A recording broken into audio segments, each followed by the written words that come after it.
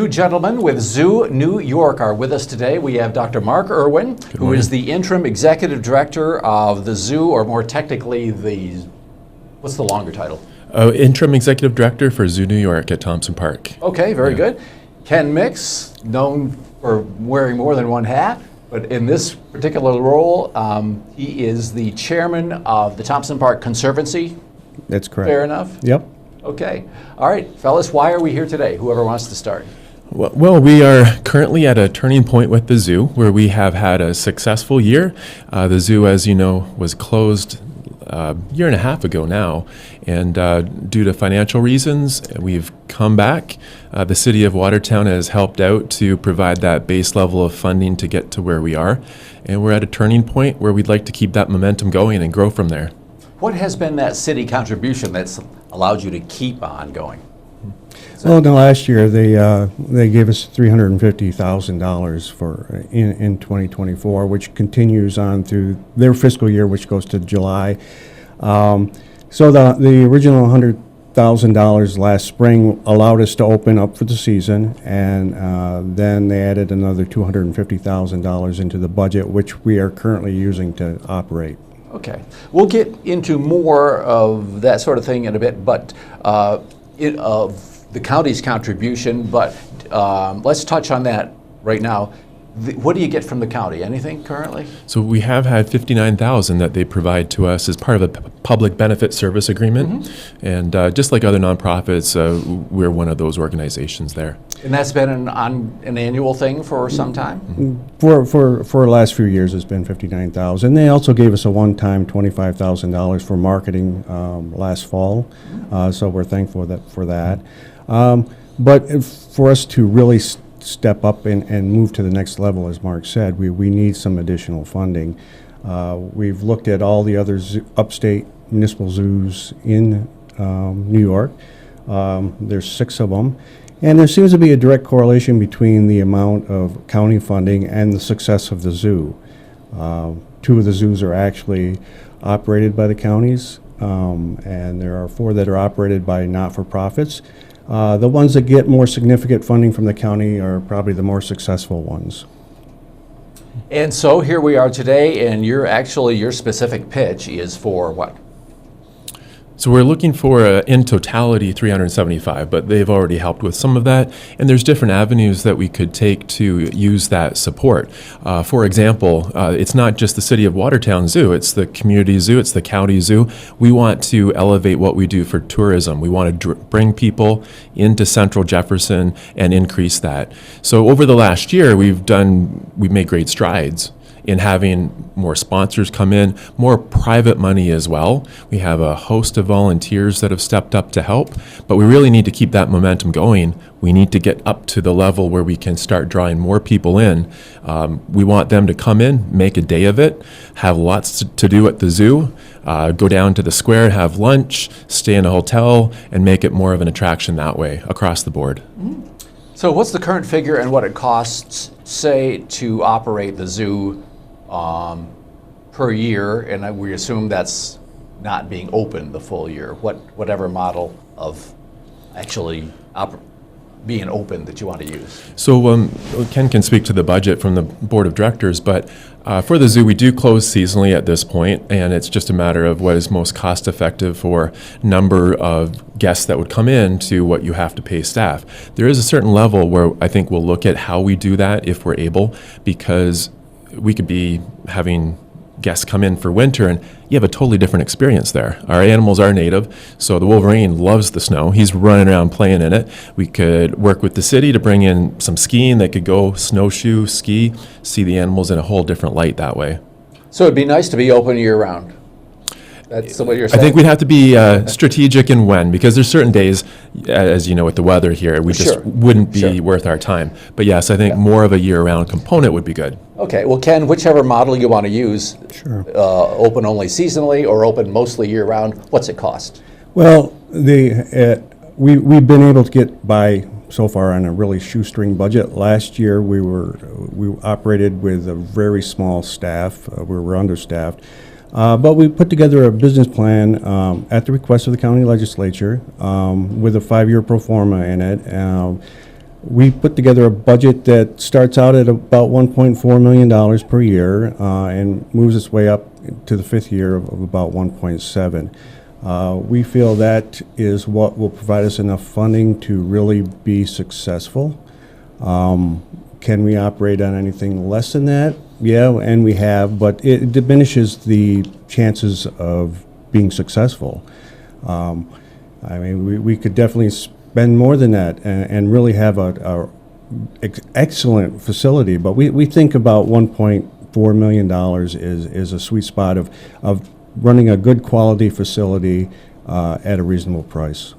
Okay, say county lawmaker said, yes, you got your 375. How does that fit into that $1.4 million pot?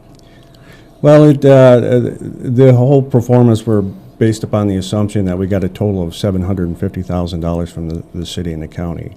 The city has stepped up this past year. We're coming into their budget season, so we'll have to be requesting that again. But if we got both of those funds, we could operate a very good facility. So the balance of the 1.4 million would come from, obviously, admissions? Admissions, donations, memberships, sales at the gift shop, at the cafe, that type of thing. So it's all, the rest of it's all what would be considered earned income for the most part, except for the donations, of course.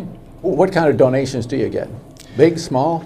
Well, mostly small at this point, but we realize we really have to step up our game in terms of soliciting donations, and we have a plan for that. We purchased some software to help us track the donors, and we'll be reaching out much more than we have in the past.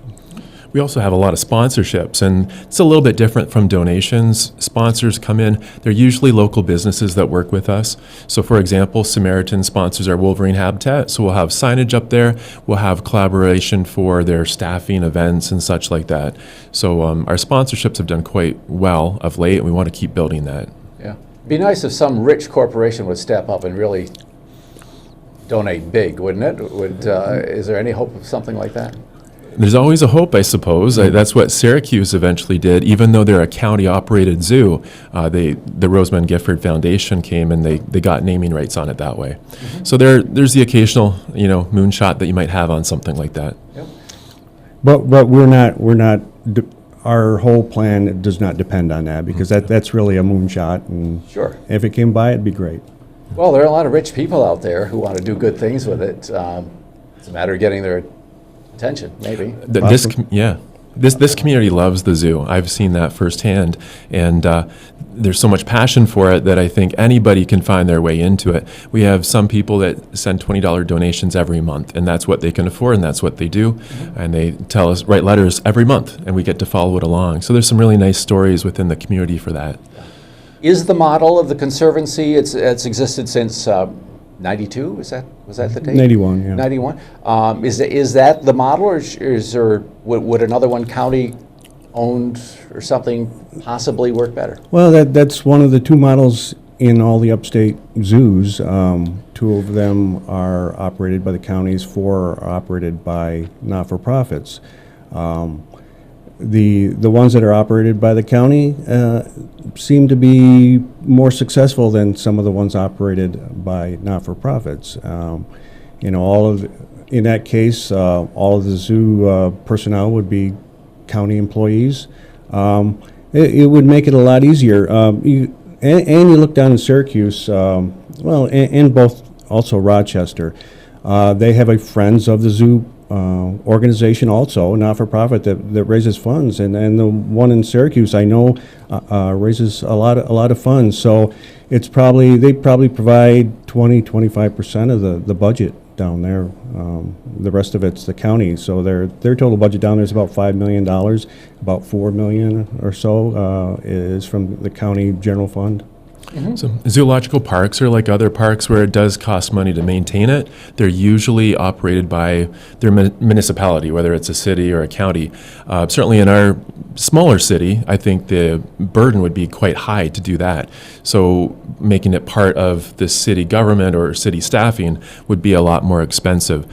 One approach that we've discussed quite a bit is that we'd like to establish a management contract with the city that details deliverables, outcomes, and in return, there's some investment in that way. It's a less expensive way than doing it something from making it a part of the government, but it's a way to still have the same outcomes and accountability. If it's government operated, you have the advantage of all the infrastructure. The counties run things. Yeah. So could be like a department and with all the. Well, exactly. It would be sort of a department. It could be a subdivision under Parks and Rec, or however they want to set it up. But it's where it is government run. It's just another department of that government. You said there are 7 upstate zoos? 6. 6. Okay. What's the ones that's the closest size-wise, scope-wise to Watertown, and how do they do? Well, they includes Binghamton, Buffalo, Rochester, Syracuse, and Utica. Probably the one closest to us is in situation is probably Binghamton. I believe they get some funding from the city, but nothing from the county, and they're struggling like we are. Utica and Buffalo both get substantial funding from the county, though they're not for profits. And I believe they're doing okay. And then the other 2 are county owned and operated. One difference that we have in our county compared to, say, Syracuse, which is the closest, is that they have a parks department and we don't. So there isn't that direct correlation that you would see in a situation like that. Sure. The city's contribution, given the immense fiscal challenge it's going to face going into few years when its hydro contract ends, Ken, you know all about that. Is it going to be tougher to get that continued? Yeah, I think so. Yeah. The city's going to be in a much more difficult financial situation, and even starting now, and definitely in 2030. And that's why it's so important that we seek support from the county, because it's not only city residents that use the park. We see just as many from the county as a whole.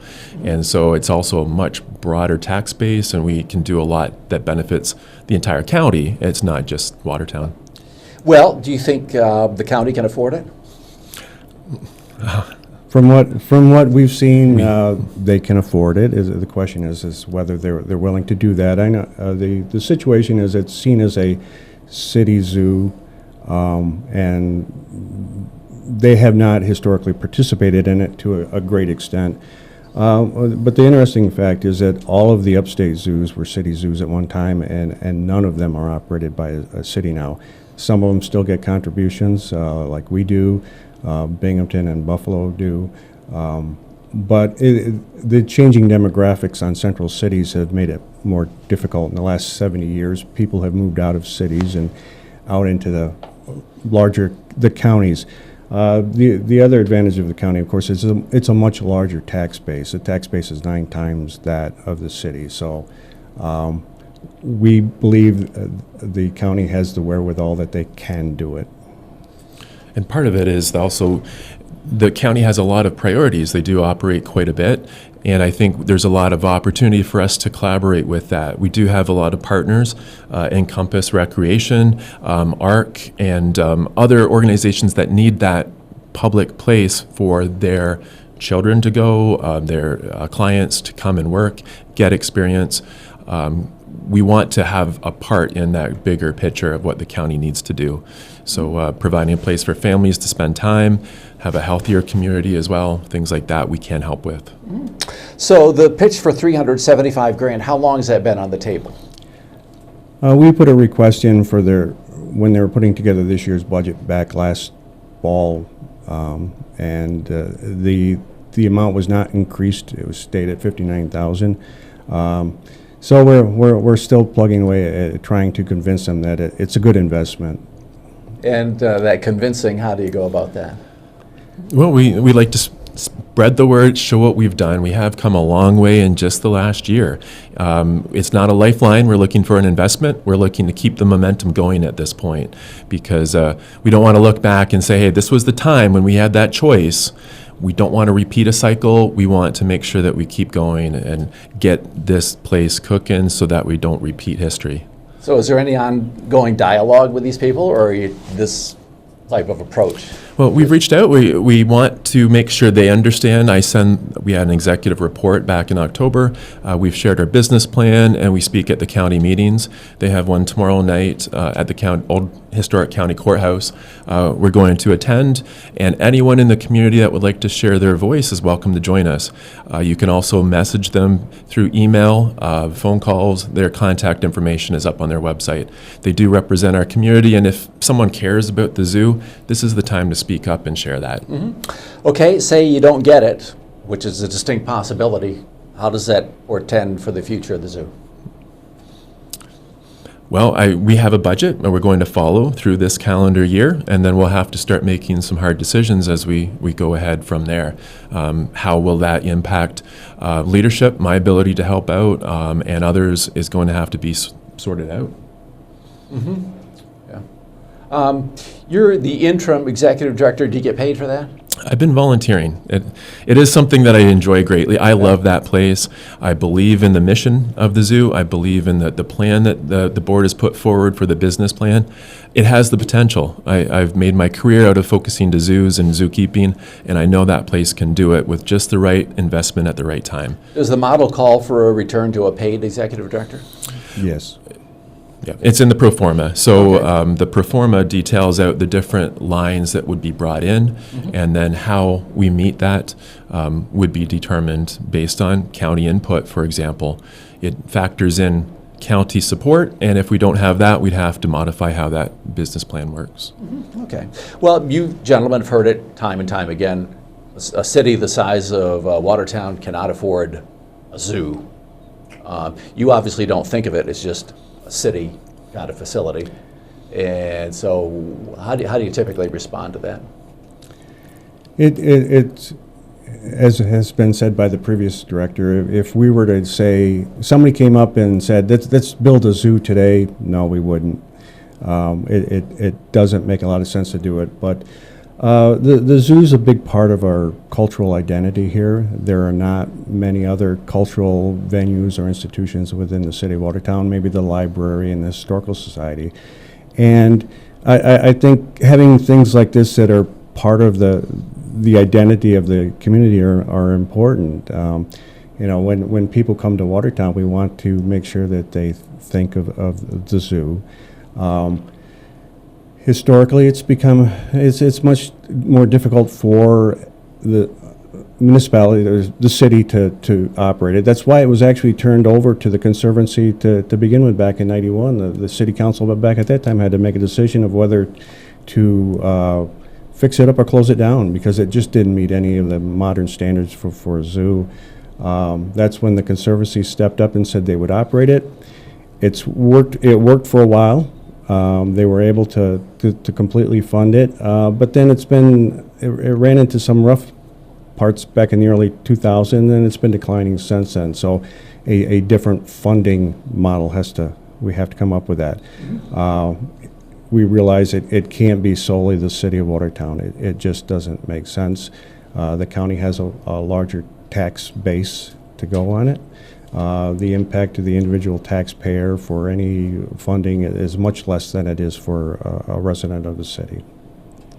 On an operational front, we have a team up there that are very excited to get to work and perform. You'll notice not only is it looking at bringing in investment from the county and city, but we're also looking to increase our donations and sponsorships and such. But a big part of it will be attendance as well. We need to bring in more people, because that in itself is going to help fund it. And it's going to hang not just on residents of Watertown or Jefferson County. We want to see that we increase it with a lot more people too. How soon do you need the answer from the county? Is there a deadline? Is there a date that says? Actually, the deadline is probably tied in with our other efforts of trying to save the Zoo Tech program at JCC. Okay, yes, let's talk about that. How does that work? What's that? Well, the JCC, the Board of Trustees, are considering eliminating the Zoo Tech program, which is very important to the zoo in terms of relationships and having the students up there learning about the zoo. We were disappointed that they're considering eliminating it, or there's some technical terms they use which I can never remember. But we feel it's important to continue that, and part of our discussions with the county is to have them continue to provide funding. There's a shortfall for the program that they've identified, and part of our discussions with the county is to have part of the money that we're asking for the county go toward that program so that it continues, because we feel it's very important. Mark is the head of that department, and being with that department is what really allows him to help us out in the interim, having a non-paid executive director, and sort of bridging it to the point where we get enough funding to allow us to hire a permanent, full-time paid executive director. So the program, we've put a proposal forward that it would be offered more so up here locally rather than going to Syracuse. But that would be, going to Syracuse will be incompatible with me continuing in this role. So if you look at the pro forma of the zoo, that is one of those lines that the county could help with if they chose to. That marketing, public benefit service, there's a number of ways that they could do that. Okay. So that's our real, get back to your original question, that's our real deadline, is so that that program remains operational for next school year. Is there any other things? It would be nice to get an answer through a budget amendment for this year. It would really allow us to really accelerate some of the things we want to do. But if it didn't come till next year, would it be the end of us? No. So you're looking to do some convincing. Do you think there are, on the county level, there's one or two or a handful of people you really need to get to and convince them of this? I think they have different views and different priorities that they'll be looking at. There's a number of different ways to help, and what we're looking for is support with that business plan, the pro forma, so that we can reach those goals and build on the momentum. If they choose to help in certain different ways, that's something that we would work within and adapt to what the zoo does. Yep. Okay. Anything I missed, or any thoughts you want to leave us with? I would say if anyone is interested to support and they want to see the zoo continue, build upon the momentum that they've seen, then this is the time to reach out. You can reach out to staff, the team at the zoo, or directly to your representatives. Go to the county legislature website if you'd like to see who your representative is, and you can reach them there. Anything, Ken? No, I think The zoo opens in May, right? We are open weekends right now, so 11 till 3, but once we get to the warm weather, we're open Earth Day for a special event, and then on May 3rd, we have our season kickoff, and we extend our hours. All right. Well, Mark and Ken, thanks for coming in. Appreciate it. Thank Good you. luck with your endeavors. Thank you for having us. Appreciate it.